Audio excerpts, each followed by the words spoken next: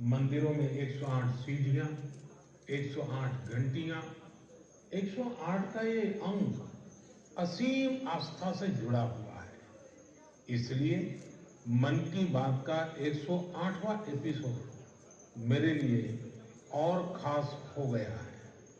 इन 108 episodes में हमने जन भागीदारी के कितने ही उदाहरण देखे हैं, उनसे प्रेरणा पाई है। अब इस पड़ाव पर पहुंचने के बाद हमें नए सिरे से नई ऊर्जा के साथ और तेज गति से बढ़ने का संकल्प लेना है। और ये कितना सुखद संयोग है कि कल का सूर्योदय 2024 का प्रथम सूर्योदय होगा। हम वर्ष 2024 में प्रवेश कर चुके होंगे। आप सभी को 2024 की बहुत बहुत शुभकामनाएं।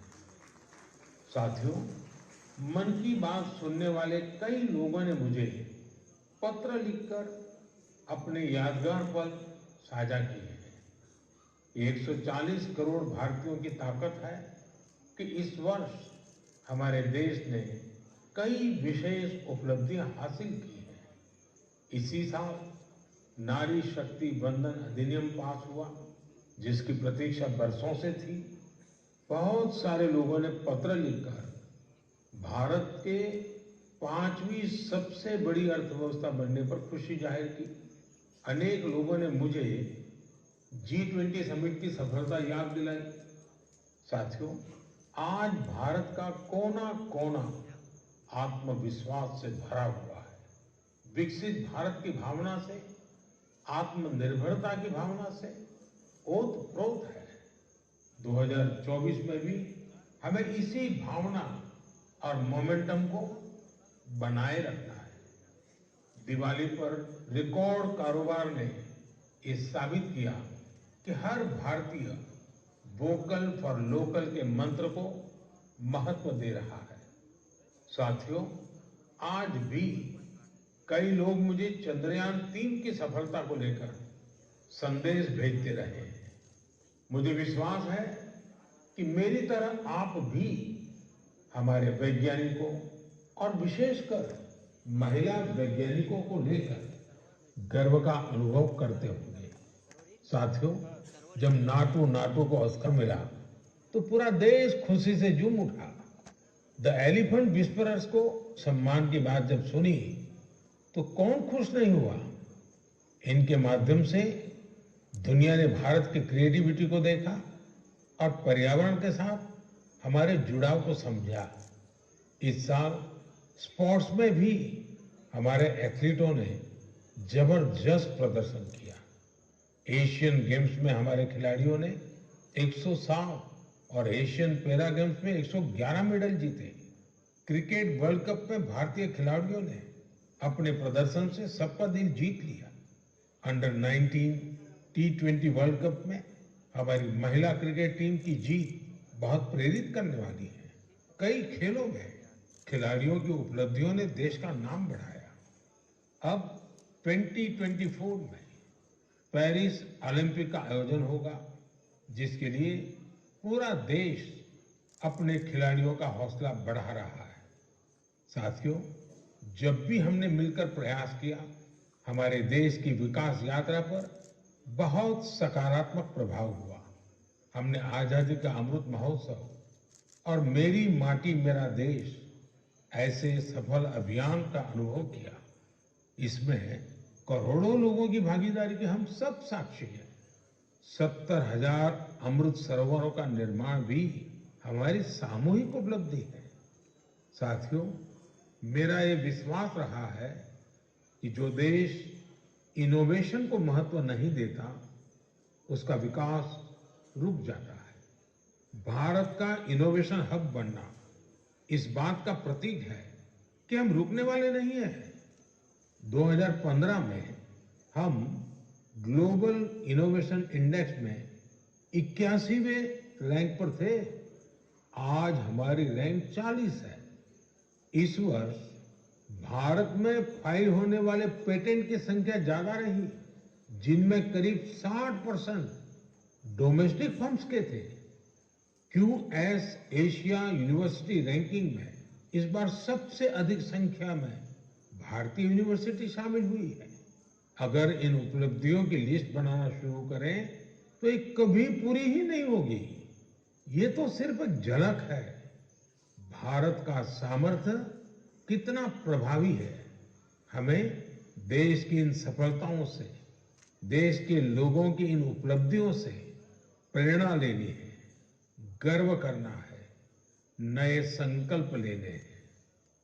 मैं एक बार फिर आप सबको 2024 की शुभकामनाएं देता हूं। मेरे परिवारजनों, हमने अभी भारत को लेकर हर तरफ जो आशा और उत्साह है उसकी चर्चा की। ये आशा और उम्मीद बहुत अच्छी है। जब भारत विकसित होगा तो इसका सबसे अधिक लाभ युवाओं को ही होगा। लेकिन युवाओं को इसका लाभ तब और ज्यादा मिलेगा जब वो फिट होंगे। आजकल हम देखते हैं कि लाइफस्टाइल रिलेटेड डिसीज के बारे में कितनी बातें होती हैं। ये हम सभी के लिए, खासकर युवाओं के लिए ज्यादा चिंता की बात है। इस मन की बात के लिए मैंने आप सभी से फिट इंडिया से जुड़े इनपुट भेजने का आग्रह किया था। आप लोगों ने जो रिस्पांस दिया उसने मुझे उत्साह से भर दिया है। नमो ऐप पर बड़ी संख्या में मुझे स्टार्टअप्स ने भी अपने सुझाव भेजे हैं। उन्होंने अपने कई तरह के अनूठे प्रयासों की चर्चा की है। साथियों, भारत के प्रयास से 2023 को इंटरनेशनल ईयर ऑफ मिलेट्स के रूप में मनाया गया। इससे इस क्षेत्र में काम करने वाले स्टार्टअप्स को बहुत सारे अवसर मिले। इनमें लखनऊ से शुरू हुए किरोज फूड्स, प्रयागराज के ग्रैंडमा मिलेट्स और न्यूट्रास्यूटिकल रीच ऑर्गेनिक इंडिया जैसे कई स्टार्टअप शामिल हैं। एल्पिनो हेल्थ फूड्स, अबोरियल और किरोज फूड से जुड़े युवा हेल्दी फूड के ऑप्शंस को लेकर नए नए इनोवेशन भी कर रहे हैं। बेंगलुरु के अनबॉक्स हेल्थ से जुड़े युवाओं ने ये भी बताया है कि कैसे वे लोगों को उनकी पसंदीदा डाइट चुनने में मदद कर रहे हैं। फिजिकल हेल्थ को लेकर दिलचस्पी जिस तरह से बढ़ रही है, उससे इस क्षेत्र से जुड़े कोचेस और ट्रेनर्स की डिमांड भी बढ़ रही है। जोगो टेक्नोलॉजी जैसे स्टार्टअप्स इस मांग को पूरा करने में मदद कर रहे हैं। साथियों, आज फिजिकल हेल्थ और वेलबींग की चर्चा तो खूब होती है, लेकिन इससे जुड़ा एक और बड़ा पहलू है मेंटल हेल्थ का। मुझे यह जानकर बहुत खुशी हुई है कि मुंबई के इन्फी हिल और योर दोस्त जैसे स्टार्टअप्स मेंटल हेल्थ और वेलबींग को इंप्रूव करने के लिए काम कर रहे हैं। इतना ही नहीं, आज इसके लिए आर्टिफिशियल इंटेलिजेंस जैसी टेक्नोलॉजी का इस्तेमाल भी किया जा रहा है।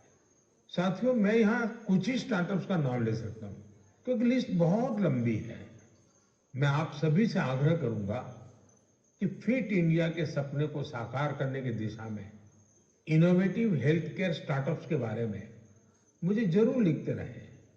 मैं आपके साथ फिजिकल और मेंटल हेल्थ के बारे में बात करने वाले जाने माने लोगों के अनुभव भी साझा करना चाहता हूँ।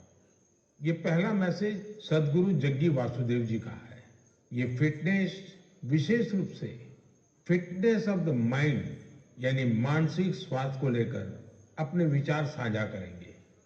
इस मन की बात में मन के स्वास्थ्य पर बात करना हमारा सौभाग्य है। Mental illnesses and how we keep our neurological system are very directly related. How alert, static-free and disturbance-free we keep our neurological system will decide how pleasant we feel within ourselves. What we call as peace, love, joy, blissfulness, agony, depression, ecstasy, all have a chemical and neurological basis. Pharmacology is essentially trying to fix the chemical imbalance within the body by adding chemicals from outside. Mental illnesses are being managed this way. But we must realize that taking chemicals from outside in the form of medications is necessary when one is in extreme situation. Working for an internal mental health situation or working for an equanimous chemistry within ourselves, a chemistry of peacefulness, joyfulness, blissfulness, is something that has to be brought into every individual's life, into the cultural life of a society and the nations around the world and the entire humanity. It's very important we understand our mental health, our sanity is a fragile privilege. We must protect it, we must nurture it. For this, there are many levels of practices in the yogic system.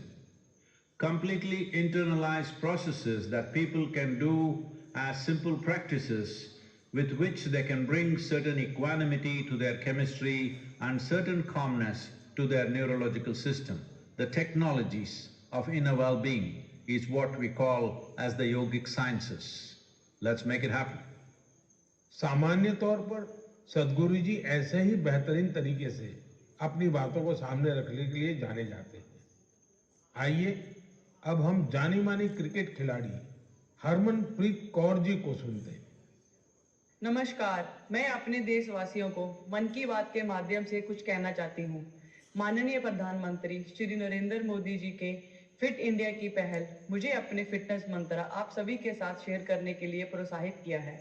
आप सभी को मेरा पहला suggestion यही है, one can not out train a bad diet. इसका अर्थ ये है, आप कब खाते हो और क्या खाते हो, इसके बारे में आपको बहुत सावधान रहना होगा। हाल ही में माननीय प्रधानमंत्री मोदी जी ने सभी को बाजरा खाने के लिए इनकरेज किया है, जो कि इम्यूनिटी बढ़ाता है और टिकाऊ खेती करने में सहायता करता है और पचाने में भी आसान है। रेगुलर एक्सरसाइज और 7 घंटे की पूरी नींद बॉडी के लिए बहुत ज़रूरी है और फिट रहने के लिए मदद करती है। इसके लिए बहुत डिसिप्लिन एंड कंसिस्टेंसी की ज़रूरत होगी। जब आपको इसका रिजल्ट मिलने लग जाएगा तो आप डेली खुद ही एक्सरसाइज करना स्टार्ट कर दोगे। मुझे आप सबसे बात करने और अपना फिटनेस मंत्र शेयर करने का अवसर देने के लिए माननीय प्रधानमंत्री जी का बहुत धन्यवाद। हरमनप्रीत जी जैसी प्रतिभाशाली खिलाड़ी की बातें निश्चित रूप से आप सभी को प्रेरित करेगी। आइए ग्रैंड मास्टर विश्वनाथन आनंद जी को सुने। हम सभी जानते हैं कि उनके खेल शतरंज के लिए मेंटल फिटनेस का कितना महत्व है। Namaste. I'm Vishwanathan Anand. You have seen me play chess, and very often I'm asked, what is your fitness routine? Now, chess requires a lot of focus and patience. So I do the following, which keeps me fit and agile. I do yoga 2 times a week. I do cardio 2 times a week. And 2 times a week, I focus on flexibility, stretching, weight training, and I tend to take 1 day off per week. All of these are very important for chess. You need to have the stamina to last 6 or 7 hours of intense mental effort, but you also need to be flexible to be able to sit comfortably, and the ability to regulate your breath to calm down is helpful when you want to focus on some problem, which is usually a chess game. My fitness tip to all Man Ki Baat listeners would be to keep calm and focus on the task at hand. The best fitness tip, for me, absolutely the most important fitness tip, is to get a good night's sleep. Do not start sleeping for 4 and 5 hours a night. I think 7 or 8 is an absolute minimum. So we should try as hard as possible to get a good night's sleep, because that is when the next day you're able to get through the day in calm fashion. You don't make impulsive decisions. You're in control of your emotions. For me, sleep is the most important fitness tip. आइए अब अक्षय कुमार जी को सुनते हैं। नमस्कार, मैं हूं अक्षय कुमार। सबसे पहले तो मैं हमारे आदरणीय प्रधानमंत्री जी का बहुत शुक्रिया करता हूं कि उनके मन की बात में मुझे भी अपने मन की बात आपको कह पाने का एक छोटा सा मौका मिला। आप लोग जानते हैं कि मैं फिटनेस के लिए जितना पैशनेट हूं, उससे भी कई ज्यादा पैशनेट हूं नेचुरल तरीके से फिट रहने के लिए। मुझे ना ये फैंसी जिम से ज़्यादा पसंद है बाहर स्विमिंग करना, बैडमिंटन खेलना, सीढ़ियाँ चढ़ना, मुद्गर से कसरत करना, अच्छा हेल्दी खाना खाना। जैसे मेरा ये मानना है कि शुद्ध घी अगर सही मात्रा में खाया जाए तो हमें फ़ायदा करता है। लेकिन मैं देखता हूँ कि बहुत से यंग लड़के लड़कियाँ इस वजह से घी नहीं खाते कि कहीं वो मोटे ना हो जाए। बहुत ज़रूरी है कि हम ये समझें कि क्या हमारी फिटनेस के लिए अच्छा है और क्या बुरा है। डॉक्टर्स की सलाह से आप अपना लाइफस्टाइल बदलो, ना कि किसी फिल्म स्टार की बॉडी देखकर। एक्टर स्क्रीन पे जैसे दिखते हैं वैसे तो कई बार होते भी नहीं है। कई तरह के फिल्टर और स्पेशल इफेक्ट्स यूज होते हैं और हम उसे देखकर अपने शरीर को बदलने के लिए गलत तरीके शॉर्टकट का इस्तेमाल करना शुरू कर देते हैं। आजकल इतने सारे लोग स्टेरॉइड लेकर ये 6 पैक 8 पैक इसके लिए चल पड़ते हैं।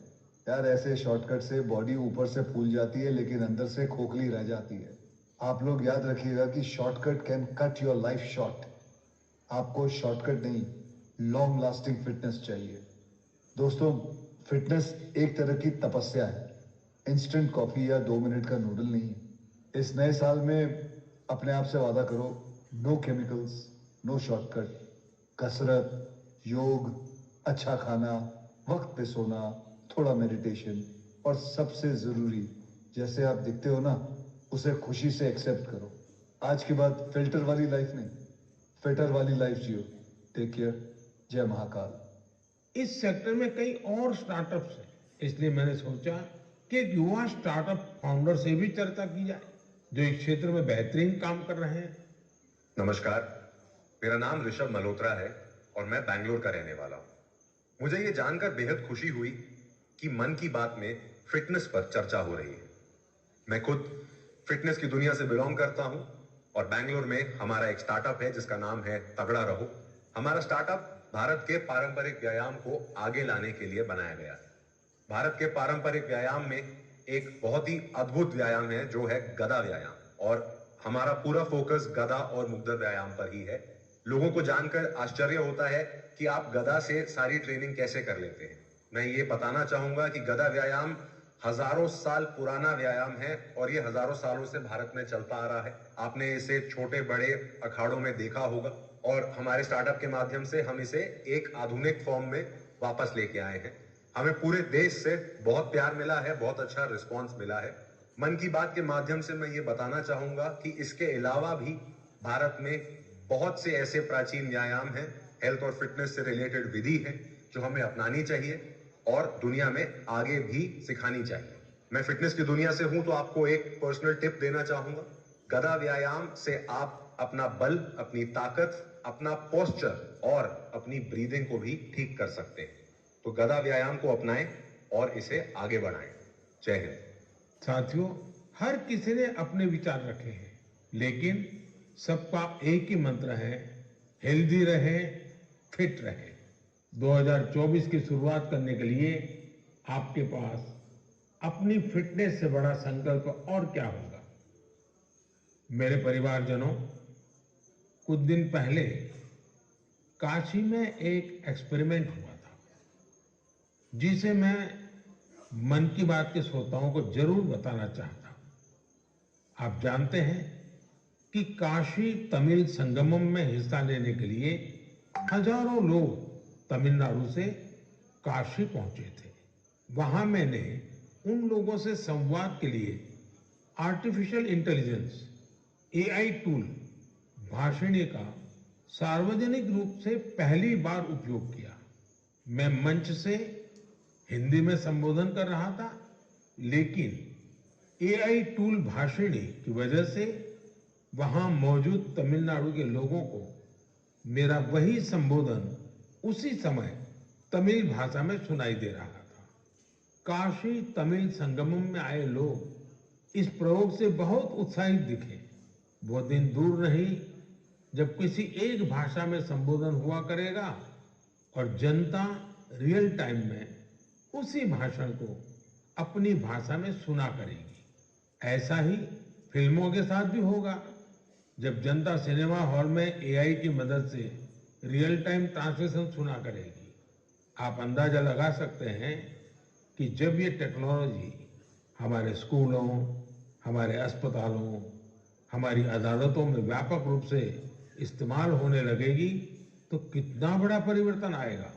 मैं आज की युवा पीढ़ी से आग्रह करूंगा कि रियल टाइम ट्रांसलेशन से जुड़े एआई टूल्स को और एक्सप्लोर करें, उन्हें 100% फुल प्रूफ बनाएं। साथियों, बदलते हुए समय में हमें अपनी भाषाएं बचानी भी हैं और उनका संवर्धन भी करना है। अब मैं आपको झारखंड के एक आदिवासी गांव के बारे में बताना चाहता हूं। इस गांव ने अपने बच्चों को मातृभाषा में शिक्षा देने के लिए एक अनूठी पहल की है।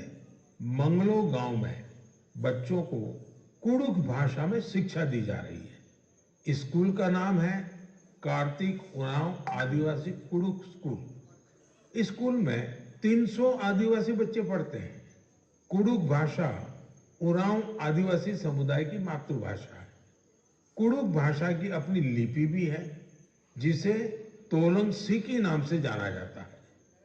ये भाषा धीरे धीरे विलुप्त होती जा रही थी, जिसे बचाने के लिए इस समुदाय ने अपनी भाषा में बच्चों को शिक्षा देने का फैसला किया है। इस स्कूल को शुरू करने वाले अरविंद उरांव कहते हैं कि आदिवासी बच्चों को अंग्रेजी भाषा में दिक्कत आती थी, इसलिए उन्होंने गांव के बच्चों को अपनी मातृभाषा में पढ़ाना शुरू कर दिया। उनके इस प्रयास से बेहतर परिणाम मिलने लगे तो गांव वाले भी उनके साथ जुड़ गए।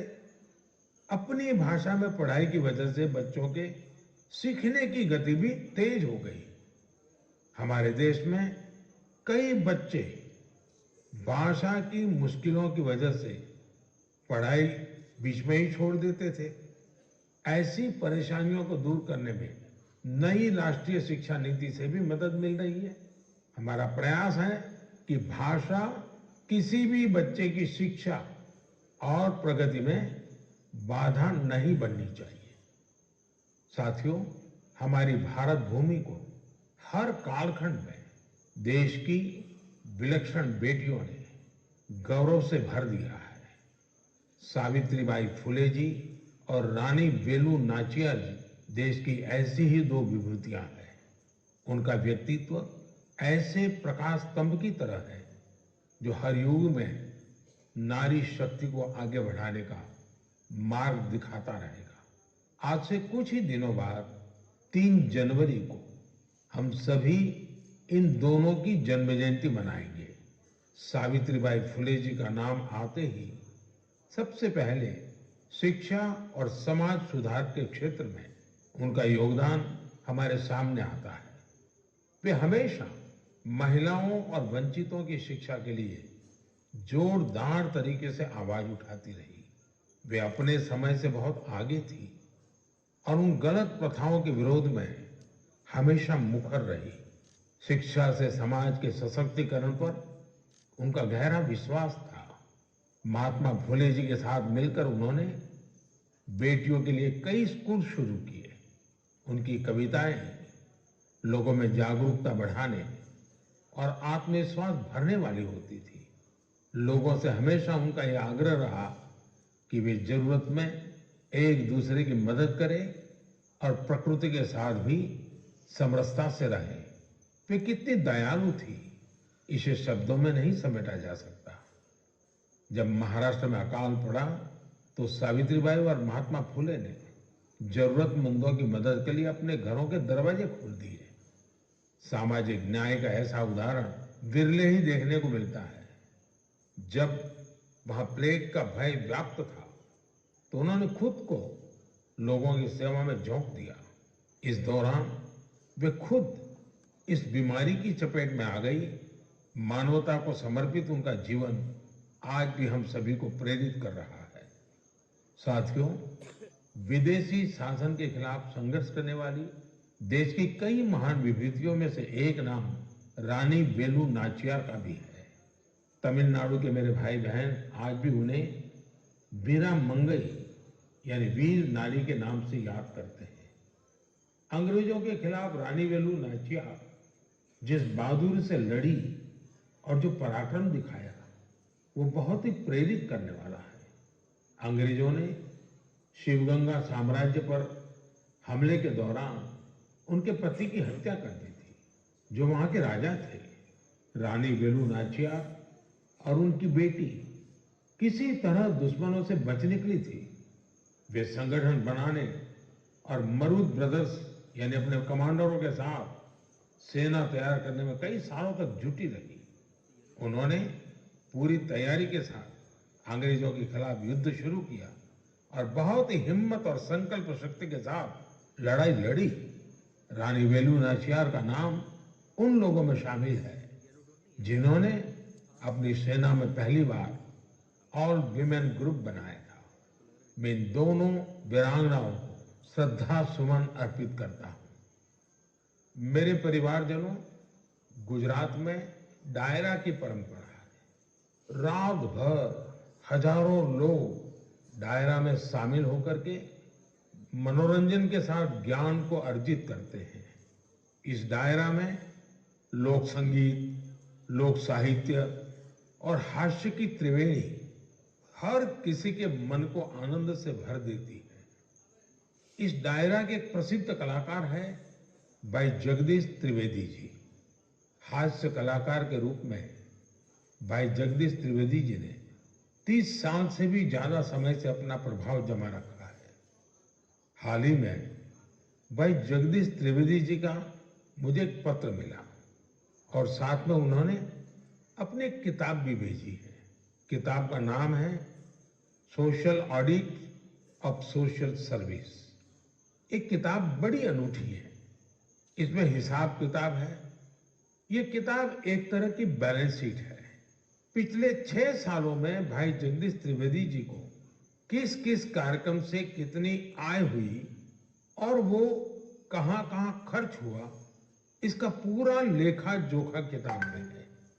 ये बैलेंस शीट इसलिए अनोखी है क्योंकि उन्होंने अपनी पूरी आय, एक एक रुपया समाज के लिए, स्कूल, हॉस्पिटल, लाइब्रेरी, दिव्यांगजनों से जुड़ी संस्थाओं, समाज सेवा में खर्च कर दिया। पूरे 6 साल का हिसाब है। जैसे किताब में एक स्थान पर लिखा है 2022 में उनको अपने कार्यक्रमों से आय हुई 2,35,79,674 रुपये और उन्होंने स्कूल, हॉस्पिटल, लाइब्रेरी पर खर्च किए 2,35,79,674 रुपये। उन्होंने 1 रुपया भी अपने पास नहीं रखा। दरअसल इसके पीछे भी एक दिलचस्प वाकया है। हुआ यूं कि एक बार भाई जगदीश त्रिवेदी जी ने कहा कि जब 2017 में वो 50 साल के हो जाएंगे तो उसके बाद उनके कार्यक्रमों से होने वाली आय को वो घर नहीं ले जाएंगे बल्कि समाज पर खर्च करेंगे। 2017 के बाद से अब तक वो लगभग 8.25 करोड़ रुपए अलग अलग सामाजिक कार्यों पर खर्च कर चुके हैं। एक हास्य कलाकार अपनी बातों से हर किसी को हंसने के लिए मजबूर कर देता है, लेकिन वो भीतर कितनी संवेदनाओं को जीता है, ये भाई जगदीश त्रिवेदी जी के जीवन से पता चलता है। आपको ये जानकर हैरानी होगी कि उनके पास पीएचडी की 3 डिग्रियां भी हैं। वो 75 किताबें लिख चुके हैं, जिनमें से कई पुस्तकों को सम्मान भी मिला है। उन्हें सामाजिक कार्यों के लिए भी कई पुरस्कारों से सम्मानित किया जा चुका है। मैं भाई जगदीश त्रिवेदी जी को उनके सामाजिक कार्यों के लिए बहुत बहुत शुभकामनाएं देता हूं।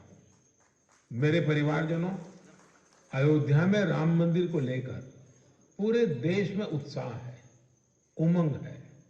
लोग अपनी भावनाओं को अलग अलग तरह से व्यक्त कर रहे हैं। आपने देखा होगा बीते कुछ दिनों में श्री राम और अयोध्या को लेकर कई सारे नए गीत, नए भजन बनाए गए हैं। बहुत से लोग नई कविताएं भी लिख रहे हैं। इसमें बड़े बड़े अनुभवी कलाकार भी हैं, तो नए उभरते युवा साथियों ने भी मन को मोह लेने वाले भजनों की रचना की है। कुछ गीतों और भजनों को तो मैंने भी अपने सोशल मीडिया पर शेयर किया है। ऐसा लगता है कि कला जगत अपनी अनूठी शैली में इस ऐतिहासिक क्षण का सहभागी बन रहा है। मेरे मन में एक बात आ रही है कि क्या हम सभी लोग ऐसी सारी रचनाओं को एक कॉमन हैशटैग के साथ शेयर करें।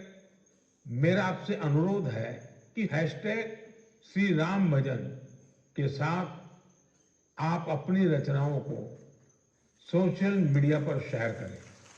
ये संकलन भावों का, भक्ति का ऐसा प्रवाह बनेगा जिसमें हर कोई राममय हो जाएगा।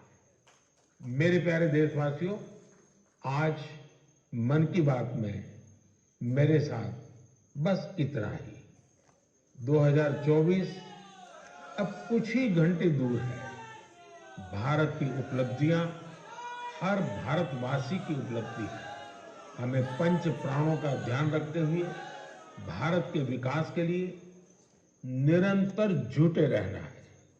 हम कोई भी काम करें, कोई भी फैसला लें, हमारी सबसे पहली कसौटी यही होनी चाहिए कि इससे देश को क्या मिलेगा, इससे देश का क्या लाभ होगा। राष्ट्र प्रथम, नेशन फर्स्ट, इससे बड़ा कोई मंत्र नहीं। इसी मंत्र पर चलते हुए हम भारतीय अपने देश को विकसित बनाएंगे, आत्मनिर्भर बनाएंगे। आप सभी 2024 में सफलताओं की नई ऊंचाई पर पहुंचे। आप सभी स्वस्थ रहें, फिट रहें, खूब आनंद से रहें, मेरी यही प्रार्थना है। 2024 में हम फिर एक बार देश के लोगों की नई उपलब्धियों पर चर्चा करेंगे। बहुत बहुत धन्यवाद।